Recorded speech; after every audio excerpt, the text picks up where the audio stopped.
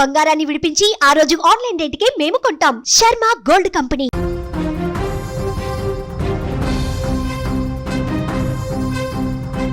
హిమాలయాలకు ఏమైంది? హిమాలయాల గర్భంలో ఏం జరుగుతోంది? ఆధ్యాత్మికత, శాంతితో కూడినటువంటి దేవభూమి అది. ఆ హిమాలయాల కింద ఇప్పుడు పెను ప్రమాదం పొంచి ఉందా? రాబోయే 2 భారీ భూకంపాలు ఎలాంటి విధ్వంసం సృష్టించబోతున్నాయి? రిక్టర్ స్కేలు పైన 8 కంటే ఎక్కువ తీవ్రతతో భూకంపం వస్తే ఏం జరగబోతుంది? యావత్ దేశం చూపు ఇప్పుడు హిమాలయాల వైపే ఉంది.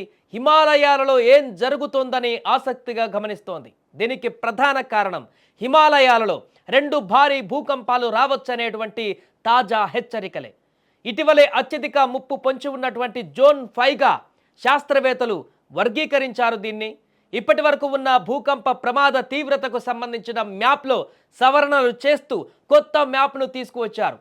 అయితే దేశంలో 60% పైగా ప్రాంతాలు సెస్మిక్ హెజార్డ్ మ్యాప్లో చోటు చేసుకోవడం కొంత ఆందోళన కలిగిస్తున్నాయి. అంటే ఈ ప్రాంతాలలో ఒక మోస్తారు నుంచి భారీ భూకంపాలు వచ్చే అవకాశం ఉన్నదనేది క్లియర్గా అర్థమైపోతుంది. గత అక్టోబర్లో వచ్చినటువంటి ఒక అధ్యయనం హిమాలయాలు భారీ భూకంపాలకు కేంద్రాలుగా ఉన్నాయని కూడా వెల్లడించింది. రాబోయే కాలాలలో హిమాలయ ప్రాంతాలలో 2 అతి భారీ భూకంపాలు వచ్చే అవకాశం ఉందని కూడా హెచ్చరించింది. ఇదేదో సాదాసీదా అంచనాతో చేసినటువంటి హెచ్చరిక కాదు. కేఎం శ్రీజిత్ అతని బృందం అత్యాధునిక ప్రమాణాలతో సమాంతర ఉపరితల స్నానభ్రంశాలను కొలిచారు. దాదాపు 800 కిలోమీటర్ల విస్తీర్ణంలో ఈ అధ్యయనం కొనసాగింది. ఈ అధ్యయనం నిర్వహించిన ప్రాంతంలో భవిష్యత్తులో 2 పెను భూకంపాలు వచ్చే అవకాశాలు ఉన్నాయని కూడా వెల్లడైంది. ఒకవేళ భూకంపాలు వస్తే భారత్కి ఎంత నష్టం కలిగిస్తాయి అనేది దాని గురించి చర్చించుకుంటే హిమాలయాలు భారత్లోని అత్యంత జనసాంద్రత కలిగినటువంటి ఉత్తర మైదానాలకు చాలా దగ్గరగా ఉన్నాయి. ఢిల్లీ, ఉత్తరప్రదేశ్, బీహార్ వంటి ప్రాంతాలు కూడా ప్రభావానికి లోనవుతాయి. రిక్టర్ స్కేల్ పైన 8+ భూకంపం వస్తే సిస్మిక్ కోడ్ పాటించని పాత భవనాలు, మట్టి ఇల్లు పూర్తిగా నేలమట్టమైపోతాయి.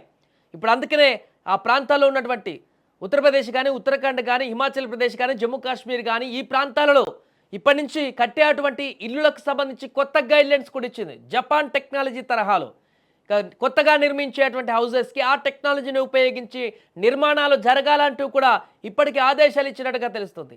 దీంతోపాటు హిమాలయాలలో ఉన్న వేల సంఖ్యలో ఉన్న డ్యామ్లు, జల విద్యుత్ కేంద్రాలు తీవ్రంగా దెబ్బతింటాయి. ఆ రకంగా భూకంపాలు వస్తే డ్యామ్ గోడలు పగిలితే లక్షల క్యూబిక్ మీటర్ల నీరు ఒక్కసారిగా ఉత్తర మైదానాల వైపు దూసుకువచ్చి పెను వరదలకు కారణమవుతుంది.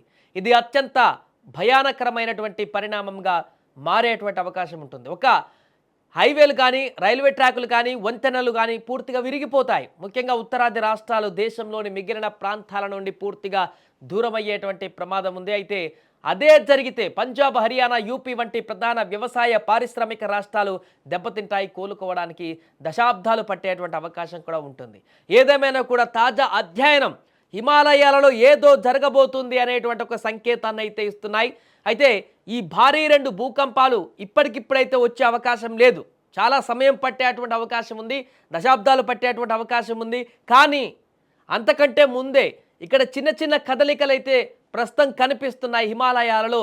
ఆ చిన్న చిన్న భూకంపాలే మనకిప్పుడు రక్షణగా నిలుస్తాయంటూ కూడా నిపుణులు ఒక అంచనాకు వస్తున్నారు.